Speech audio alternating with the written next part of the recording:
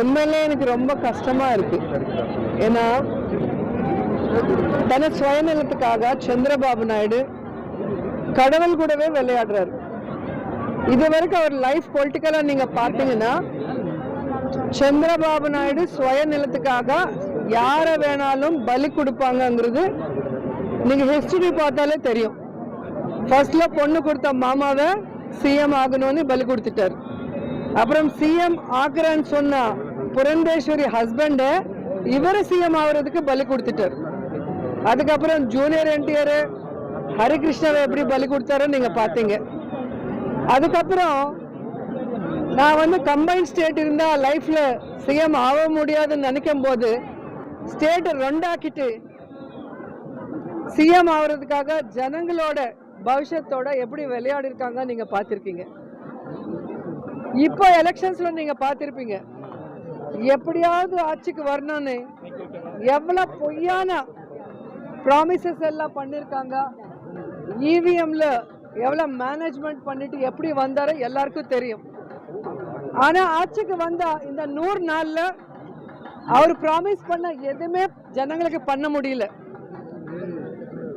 Floods வந்திருக்கு, ஜனங்களுக்கு தண்ணி கொடுக்க முடியல, சின்ன குழந்தைங்களுக்கு பால் கூட கொடுக்க முடியாத வக்கில்லாத இந்த கவர்மெண்ட் ஜனங்க எங்க போராட்டம் செய்யறது எல்லாருக்கும் தெரியுமோ. அது டைவர்ட் பண்ணும். ஸ்டீல் பிளான்ட் பிரைவேட் பண்றாங்க. அது எல்லா லட்சக்கணக்கான அங்க ஒர்க் பண்றவங்க ஃபைட் பண்ணிட்டு இருக்காங்க. அது ஜனங்களுக்கு தெரியக்கூடாது. இந்த மாதிரி நிறைய தப்பு பண்ற சந்திரபாபு நாயுடு அந்த தப்பெல்லாம் ஜனங்களுக்கு தெரியாம டைவர்ட் பண்றதுக்கு டைவர்ட் பாலிட்டிக்ஷன் தான் இந்த லட்டு விஷயம் கொண்டு வந்திருக்காரு. ஏன்னா உண்மையிலே கடவுள் மேல பக்தி பயம் இருந்தா இந்த மாதிரி ஒரு தப்பு நடந்ததுன்னா சிஎம்ஆ இருக்கிறவங்க டிப்யூட்டி சிஎம்ஆ இருக்கிறவங்க என்ன செய்யணும்? அது மேல என்கொயரி பண்ணணும். என்கொயரி பண்ணிட்டு தப்பு பண்ணவங்கள தண்டிக்கணும். அப்படி இல்லாம அவங்களோட என்டிஏ கூட்டணி மீட்டிங் நடக்கும் போது இந்த மாதிரி ஒரு தப்பு நடந்தது, இந்த மாதிரி அனிமல் ஃபேட் இதுல மிக்ஸ் ஆயிருக்குன்னு சொல்லி அவர் பேசினது, அந்த பேசின பொய்ய உண்மையாக்குறதுக்காக அவர் ஒரு ரிப்போர்ட் கொண்டு வந்திருக்காரு. அந்த ரிப்போர்ட் நீங்க பாத்தீங்கன்னா என்டிடிபி ரிப்போர்ட் இதுல கிளியரா இருக்கும். மார்ச்சோட ஜெகன்மோகன் ரெட்டி சார் சிஎம் முடிஞ்சிச்சு, எலெக்ஷன் அனௌன்ஸ் பண்ணாங்க. ஜூன்ல சந்திரபாபு நாயுடு சிஎம் ஆனார். ஜூலைல தான் அந்த டேங்கர்ஸ் வந்திருக்கு. 17/7/2024 கண்டெய்னர்ஸ் வந்திருக்கு. அதை டெஸ்ட்டுக்கு அனுப்புனா 23/7/24 தான் ரிசல்ட்ஸ் வந்திருக்கு. அந்த 23 அன்னைக்கே Tirumala EO Shyamala Rao press meet வச்சுட்டு இதுல வனஸ்பதி வெஜிடபிள் ஃபேட் மிக்ஸ் ஆனதுனால 8 கண்டெய்னர்ல 4 நல்லா இருக்கு உள்ள அனுப்பணும், 4 கண்டெய்னர்ல vanaspati ghee vegetable oil mix ஆனதுனால ரிஜெக்ட் பண்ணிட்டோம், யூஸ் பண்ணலான்னு கிளியரா ஒரு ஈஓ சொல்லியிருக்காங்க. ஏன்னா டிடிடி ஈஓ கண்ட்ரோல்ல இருக்கும். ஈஓல சேர்மன் கமிட்டி தான் அதுல மெயின் போர்ஷன். அதுல கவர்மெண்ட் இன்வால்வ்மெண்ட் ஒன்றும் இருக்காது. ஸோ கிளியர் கட்டா வந்தது.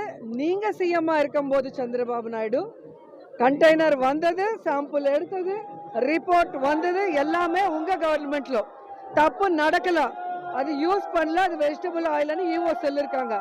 ஆனா நீங்க ஜெகன்மோகன் ரெட்டி பொலிட்டிக்கலா ஜீரோ ஆக்கணும்னு ஒரு ராங் இன்டென்ஷனோட நீங்க பேசுனது இந்த ரிப்போர்ட்ல டேட்டோட வெளியே வந்துருச்சு. ஸோ அதனால நீங்க தப்பு பண்ணது பேக் ஃபயர் ஆனது உங்களுக்கு தெரிஞ்சதுனால நீ சைடுக்கு ஒதுங்கிட்ட. உன்னோட டைரக்ஷன்ல ஹீரோ பவன் கல்யாண் முன்னுக்கு வந்திருக்காரு. ஏன்னா சந்திரபாபு நாயுடுக்கு எப்பவுமே கடவுள்னா பக்தி இல்ல, பயம் இல்ல. இங்க பாத்தீங்கன்னா உங்களுக்கே தெரியும், எப்பவுமே எந்த பூஜை பண்ணாலும் ஷூஸ் போட்டுட்டு தான் பண்ணுவார்.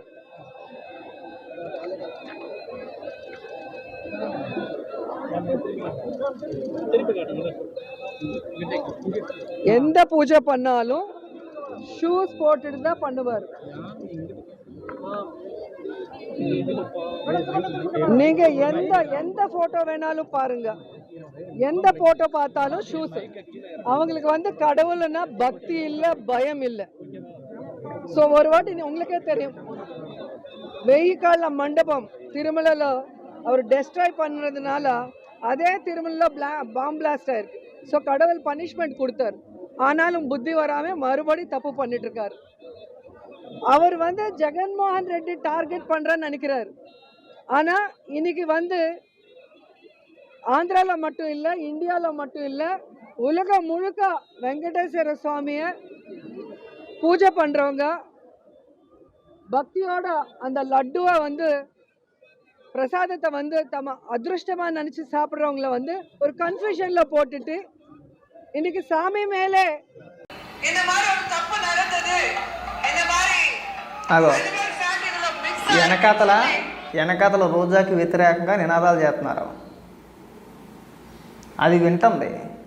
మనకి వ్యతిరేకంగా వెనకాతల నినాదాలు చేస్తున్నారు అనేది కూడా రోజాకి తెలుసు. అయినా కానీ సిగ్గు వదిలేసి చివరికి చెప్పుతో కొట్టడానికి ప్రయత్నం చేసినా సరే సిగ్గు వదిలేసి నిస్సిగ్గుగా ఏమని మాట్లాడుతుంటే ఆ ల్యాబ్ రిపోర్ట్ పట్టుకొని ఇది చంద్రబాబు నాయుడు గారి హయాంలో జరిగింది, దీనికి జగన్మోహన్ రెడ్డికి ఎలాంటి సంబంధం లేదు అని మాట్లాడుతుంది. ప్రజలు పిచ్చోళ్ళ, దేశం మొత్తం చూడలేదా ఎవరి హయాంలో జరిగింది, ఏం జరిగింది అనేది ప్రజలు చూడలేదా? ఎందుకు అంత సిగ్గుగా నిస్సిగ్గుగా సిగ్గు వదిలేసి అక్కడికి వెళ్ళి మాట్లాడడం దేనికి చెప్పు?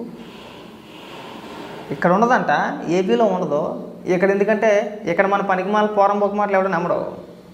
జనాలందరికీ ఒక క్లారిటీ ఉంది, జనానికి తెలుసు రోజా ఏం మాట్లాడినా ఎప్పుడు మాట్లాడినా అయితే బూతులు మాట్లాడుతుంది, లేదంటే నోట్లో ఏం పెట్టుకున్నారో ఐస్ క్రీమ్ పెట్టుకున్నారో అది పెట్టుకున్నారో ఇది పెట్టుకున్నారో అని మాట్లాడుతుంది, లేదంటే ఎవడన్నా వచ్చి నన్ను రేపు చేయగలరా అని అడుగుతుంది ఖచ్చితంగా అడిగింది కూడా. ఒక్కసారి కాదు, అదే పదాన్ని ఒక 4-5 సార్లు ప్రస్తావించింది. ఒక మహిళా రిపోర్టర్ అడిగినప్పుడు ఏం చేయగలుగుతారండి, మహా అయితే నన్ను రేపు చేస్తారో, అంతకుమించి చేసేది ఏముంది అని అడిగింది. తర్వాత ప్రెస్ మీట్లో ఒక విలేకరు అడిగాడు, మీరు ఎలా మాట్లాడారు కదమ్మా, అలా మాట్లాడకూడదు అంటే, నీకుందా దమ్ము, నువ్వు వచ్చి నన్ను రేపు చేయగలవా, ట్రై చేస్తావా అని అడిగింది. అప్పుడే మాకు మైండ్ పోయింది, బాబాయ్ రోజా మహిళ కాదు, ఏదో ఆకారం మాత్రం మహిళ రూపంలో ఉంది కానీ వాస్తవానికి రోజా మహిళ అయితే కాదని అప్పుడే అనుకున్నాం. ఓడిపోయిన తర్వాత మరీ సిగ్గు వదిలేసింది. ఒక 3 నెలలు కనిపించలా, ఈ తిరుపతి లడ్డు వ్యవహారం వరకు కూడా కనిపించలా. అప్పుడప్పుడు ఏదో నామకే వస్తే కనిపించింది అనుకోండి, కనిపించలా.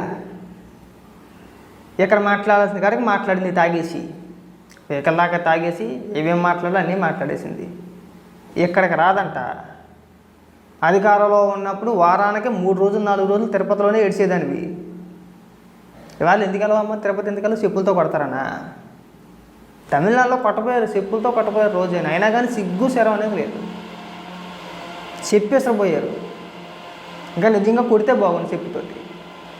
ఒక పక్క నుంచి తిడతానే ఉన్నారు బూతులు, నోరు ముయ్య నాయి అని చెప్పేసి పచ్చి బూతులు తిడుతున్నారు అక్కడ. అయినా సరే పట్టించుకోకుండా ఇంత నిస్సిగ్గుగా మాట్లాడితే ఎలాగండి? నువ్వు చేసిన ఆరోపణలు ఏమైనా వాస్తవం ఉందా?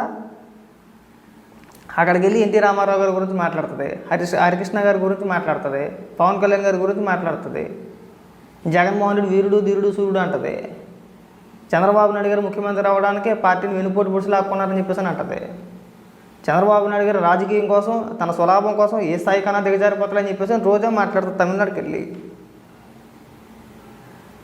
ఇక్కడ ఏడిపు అక్కడ ఏడకూడదు. నువ్వు ఎందుకు పెట్టావు ప్రెస్ మీటు, దాని గురించి సమాధానం చెప్పాలి.